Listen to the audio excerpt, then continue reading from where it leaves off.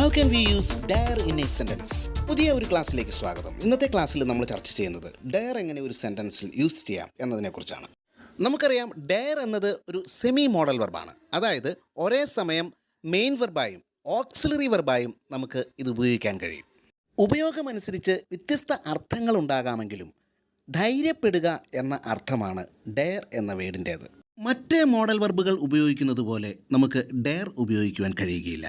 Interrogative സെൻറ്റൻസുകളിലോ negative സെൻറ്റൻസുകളിലോ നമുക്ക് modal verb എന്ന നിലയിൽ dare ഉപയോഗിക്കുവാൻ കഴിയുകയുള്ളൂ. നെഗറ്റീവ് സെൻറ്റൻസുകളിൽ മോഡൽ വെർബ് എന്ന നിലയിൽ എങ്ങനെയാണ് dare ഉപയോഗിക്കുന്നതെന്ന് നമുക്ക് പരിശോധിക്കാം. എല്ലാ മോഡൽ വെർബുകളിലും ഉപയോഗിക്കുന്ന അതേ നിയമം തന്നെയാണ് നമ്മളിവിടെയും ഫോളോ ചെയ്യുന്നത്. I dare not say this. ഇത് പറയാൻ ഞാൻ ധൈര്യപ്പെടുന്നില്ല എന്നാണ്. I dare not say this. ഈ സെൻറ്റൻസ് പരിശോധിക്കുമ്പോൾ ഈ സെൻറ്റൻസിലെ മെയിൻ വെർബ് ഏതാണ്? സേ ആണ്. അപ്പോൾ ഓക്സിലറി വെർബ് ഡെയർ ആണ് എന്ന കാര്യം പ്രത്യേകം ഓർക്കുക. ഇതിൻ്റെ സ്ട്രക്ചർ എന്ന് പറയുന്നത് subject plus dare not plus verb എന്നതാണ്. അതായത് ഒരു മോഡൽ ഓക്സിലറി വെർബിന് ശേഷം വരുന്ന വെർബ് എപ്പോഴും ഏത് ഫോമിലായിരിക്കും? V1 ഫോമിലായിരിക്കും. അതായത് വെർബിൻ്റെ ഫസ്റ്റ് ഫോമിലായിരിക്കും. I dare not see her. ഞാൻ അവളെ കാണാൻ ധൈര്യപ്പെടുന്നില്ല എന്നാണ്. അപ്പോൾ വളരെ സിമ്പിളാണ് ഡെയർ ഉപയോഗിച്ചുകൊണ്ട് നമുക്ക് സെൻറ്റൻസുകൾ ഉണ്ടാക്കാൻ. The economy is so bad. I dare not use my money. അതായത് എൻ്റെ സാമ്പത്തികാവസ്ഥ വളരെ മോശമാണ്. എൻ്റെ കയ്യിലിരിക്കുന്ന പണം എടുത്ത് ഉപയോഗിക്കാൻ ഞാനിപ്പോൾ തൽക്കാലം ധൈര്യപ്പെടുന്നില്ല എന്ന രീതിയിലാണ് പറഞ്ഞിരിക്കുന്നത്. മറ്റൊന്ന് പരിശോധിക്കാം. There is so much to do. I dare not die.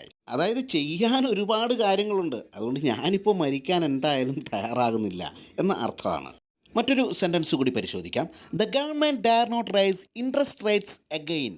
അതായത് സാമ്പത്തികാവസ്ഥ വളരെ മോശമാണ്, അതുകൊണ്ട് തന്നെ പലിശ നിരക്ക് വീണ്ടും ഉയർത്താൻ സർക്കാർ ധൈര്യപ്പെടുന്നില്ല എന്നാണ്. അപ്പോൾ ഇത്തരത്തിലാണ് മോഡൽ വെർബ് എന്ന നിലയിൽ ഡെയർ ഉപയോഗിച്ചുകൊണ്ട് സെൻറ്റൻസുകൾ ഉണ്ടാക്കുന്നത്. വളരെ സിമ്പിളായിട്ട് നമുക്ക് ഇത് പരിശീലിക്കാവുന്നതേ ഉള്ളൂ. കൂടുതൽ ഉദാഹരണങ്ങൾ കൊടുത്തിരിക്കുന്നത് പരിശോധിക്കുക. പാസ്റ്റ് ടെൻസിലുള്ള 1-2 ഉദാഹരണം കൂടി നമുക്ക് പരിശോധിക്കാം. I dared not voice my dissatisfaction. അതായത് എൻ്റെ അതൃപ്തി അറിയിക്കാൻ ഞാൻ ധൈര്യപ്പെട്ടില്ല എന്നാണ്. I dared not voice my dissatisfaction. I was very doubtful about his behaviour but I dared not tell a word about it. അതായത് അദ്ദേഹത്തിൻ്റെ പെരുമാറ്റത്തെക്കുറിച്ച് എനിക്ക് വളരെയധികം സംശയമുണ്ടായിരുന്നു, പക്ഷേ അതിനെക്കുറിച്ചൊരു വാക്ക് പോലും പറയാൻ എനിക്ക് ധൈര്യമുണ്ടായില്ല എന്നാണ്.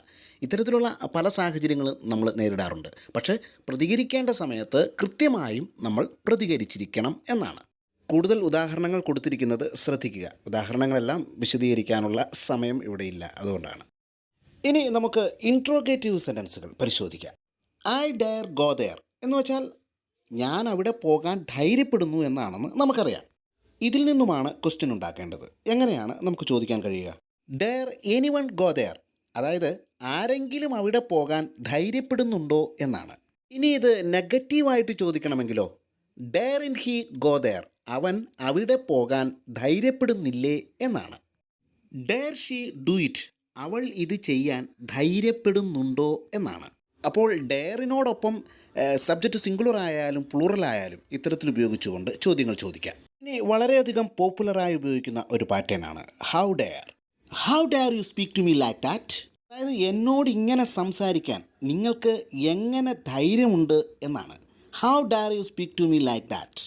How dare he tell me what to do എന്ന് വെച്ചാൽ എന്ത് ചെയ്യണമെന്ന് അദ്ദേഹം എന്നോട് പറയാൻ എത്ര ധൈര്യമുണ്ട് എന്നാണ്. അതായത് അതിൻ്റെ അർത്ഥം how dare he order me. എന്നോട് ആജ്ഞാപിക്കാൻ അവൻ എത്ര ധൈര്യമുണ്ട് എന്നാണ്. അതായത് മറ്റൊരാളോടുള്ള ഒരു ദേഷ്യം പ്രകടിപ്പിക്കാനാണ് ഹൗ ഡെയർ നമ്മൾ ഉപയോഗിക്കുന്നത്. പണ്ട് നാഗവല്ലി ഇത്തരത്തിലൊരു ഡയലോഗ് പറഞ്ഞത് നമുക്ക് ഓർക്കാം. How dare you come and stand in front of my eyes. അതായത് എவ்வளவு ധൈര്യം ഇരുന്നാൽ എൻ കൺമുന്നാടി വന്ന് നിൽക്കുന്നത് എന്നാണ്. മറ്റൊന്നുകൂടി, how dare you get inside without knocking on the door. അതായത് കതകിൽ മുട്ടാതെ അകത്തു പ്രവേശിക്കാൻ നിങ്ങൾക്ക് എങ്ങനെ ധൈര്യമുണ്ട് എന്നാണ്. അപ്പോൾ ഇത്തരത്തിലാണ് ഹൗ ഡെയർ ഉപയോഗിച്ചുകൊണ്ട് സെൻറ്റൻസുകൾ ഉണ്ടാക്കുന്നത്. വീഡിയോ ഇഷ്ടമാവുന്നുണ്ടെങ്കിൽ ലൈക്ക് ചെയ്യാനും അതോടൊപ്പം ചാനൽ സബ്സ്ക്രൈബ് ചെയ്ത് സപ്പോർട്ട് ചെയ്യാനും മറക്കില്ല എന്ന് വിശ്വസിക്കുന്നു. ഇനി നമുക്ക് ഡെയർ ഒരു മെയിൻ വെർബ് എന്ന നിലയിൽ എങ്ങനെ ഉപയോഗിക്കാം? നമുക്കറിയാം ഡെയർ മെയിൻ വെർബായിട്ട് ഉപയോഗിക്കുമ്പോൾ അതിന് 3 രൂപങ്ങളുണ്ടാവും. അതായത് ഡെയർ, ഡെയേഡ്, ഡെയേഡ് എന്നിങ്ങനെ.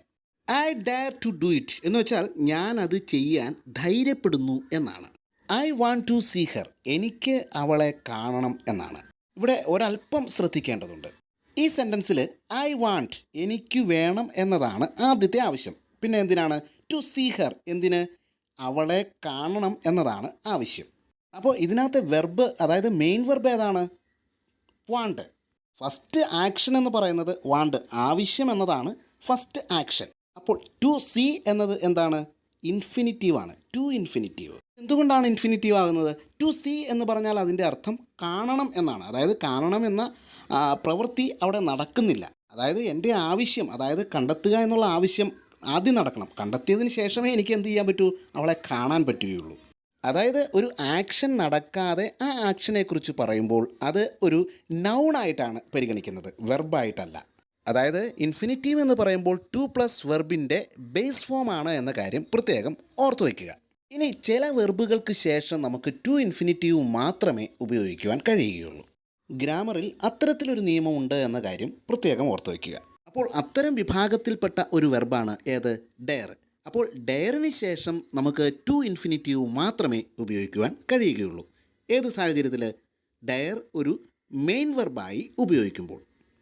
ഇനി നമുക്ക് ഡെയർ മെയിൻ വെർബായി ഉപയോഗിച്ചുകൊണ്ട് ഏതാനും ഉദാഹരണങ്ങൾ പരിശോധിക്കാം. I dare to do it എന്ന് വെച്ചാൽ ഞാനിത് ചെയ്യാൻ ധൈര്യപ്പെടുന്നു എന്നാണ്. അപ്പോൾ ഇതിലെ ഓക്സിലറി വെർബ് ഏതാണ്? അതെ, നിങ്ങൾ ചിന്തിച്ചത് കറക്റ്റാണ്. കാരണം ഇതൊരു സിമ്പിൾ പ്രസൻറ്റ് ടെൻസ് ആണ്. അതുകൊണ്ട് തന്നെ ഇതിൻ്റെ ഓക്സിലറി വെർബ് ഡു ആണ്. അതുപോലെ തന്നെ ഈ സെൻറ്റൻസിലെ സബ്ജക്റ്റ് പ്ലൂറൽ സബ്ജക്റ്റാണ്. അതുകൊണ്ട് തന്നെയാണ് ഡു എന്ന ഓക്സിലറി വെർബ് ഇവിടെ വന്നിരിക്കുന്നത്. ഇനി ഒരു സിംഗുലർ സബ്ജക്റ്റ് ആണെങ്കിലോ? ഹി ഡെയർസ് ടു ഡു ഇറ്റ് എന്ന് പറയണം. അപ്പോൾ ഇവിടെ സിംഗുലർ സബ്ജക്റ്റ് വന്നപ്പോൾ ഇവിടെ ഓക്സിലറി വെർബ് ഡസ് ആയി മാറി. ഇനി നമുക്കിത് ഉപയോഗിച്ചുകൊണ്ട് ഒരു ക്വസ്റ്റ്യൻ ഉണ്ടാക്കണമെങ്കിൽ എങ്ങനെ പറയും? Does he dare to do it എന്ന് പറഞ്ഞാൽ മതി. ഇനി നമുക്കിത് നെഗറ്റീവ് സെൻറ്റൻസിൽ പറയണമെങ്കിൽ എങ്ങനെ പറയണം? He does not dare to do it എന്ന് പറഞ്ഞാൽ മതി. ഇനി നമുക്കിത് പാസ്റ്റ് ടെൻസിലാണ് പറയേണ്ടതെങ്കിലോ? He dare to do it എന്ന് പറഞ്ഞാൽ മതി. അയാൾ അത് ചെയ്യാൻ ധൈര്യപ്പെട്ടു എന്നാണ് അതിൻ്റെ അർത്ഥം. അപ്പോൾ ഡെയർ മെയിൻ വെർബായി ഉപയോഗിക്കുമ്പോൾ നമ്മൾ ശ്രദ്ധിക്കേണ്ട കാര്യങ്ങൾ ഇവയൊക്കെയാണ്. കൃത്യമായി മനസ്സിലായി എന്ന് വിശ്വസിക്കുന്നു. കൂടുതൽ ഉദാഹരണങ്ങൾ കൊടുത്തിരിക്കുന്നത് ശ്രദ്ധിക്കുക. അപ്പോൾ വീഡിയോ ഇഷ്ടമായെങ്കിൽ ലൈക്ക് ചെയ്യുക, സബ്സ്ക്രൈബ് ചെയ്യുക, അടുത്തുള്ള ബെല്ലൈക്കൺ അമർത്തുക. കൂടാതെ സപ്പോർട്ട് ചെയ്യുക. വീണ്ടും ഒരു വീഡിയോയുമായി നമുക്ക് വീണ്ടും കണ്ടുമുട്ടാം.